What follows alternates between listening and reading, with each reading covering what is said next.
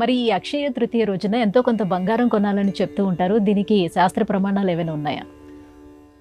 అక్షయ తృతీయ నాడు బంగారం కొంటే వెంటనే దానం చెయ్యాలి. హిరణ్యదానం అక్షయ తృతీయ నాడు చేయగలిగితే అంతకంటే మించినటువంటి అద్భుతమైన సాధనం మరొకటి లేదని చెప్తుంది శాస్త్రం. కొన్ని దాచుకోవటానికి కాదు. అక్షయ తృతీయ అంటే దానం చేసే ముహూర్తం. కార్తీక మాసం దీపానికి ప్రాముఖ్యత, మాఘమాసం స్నానానికి ప్రాముఖ్యత, వైశాఖ మాసం దానానికి ప్రతీక.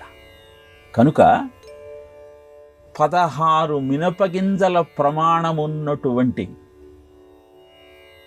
బంగారాన్ని ఈరోజు దానం చేయమని చెప్పింది, కానీ బంగారాన్ని కొని దాచుకోమని చెప్పలేదు. ఏ పురాణంలో కానీ ఏ శాస్త్రంలో కానీ ఈ విధంగా స్వార్థం కోసం సమయాన్ని వెచ్చించమని ఎప్పుడూ చెప్పదు.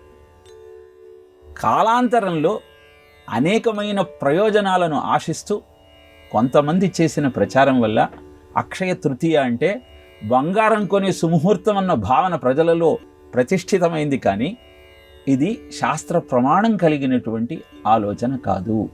వీలైతే ఆ రోజు ఉప్పును దైవ సాన్నిహిత్యంలో పెట్టి లక్ష్మీదేవిని అర్చించే ప్రయత్నం చేయాలి. సముద్రం నుంచి ఉద్భవించేది ఉప్పు, సముద్రం నుంచి వచ్చింది లక్ష్మి. కనుక లక్ష్మీ స్వరూపంగా లవణాన్ని భావించి దానితో అర్చన చేయటం వల్ల అద్భుతాలు ఆవిష్కరింపబడతాయి. బంగారాన్ని కొని దాచుకోవటం వల్ల వచ్చే ప్రయోజనం ఏమీ లేదు. భయం పెరుగుతుంది, చోరులు వచ్చి హరిస్తారేమన్న ఆలోచన పెరిగి అనారోగ్యం పాలయ్యే అవకాశం కూడా ఉంది. కనుక ఆ రోజు దానం చేయటానికి ప్రశస్తమైన ముహూర్తంగా భావించి హిరణ్యదానం చేయగలిగితే అద్భుతమైన ఫలితాలు మన సొంతం అవుతాయి.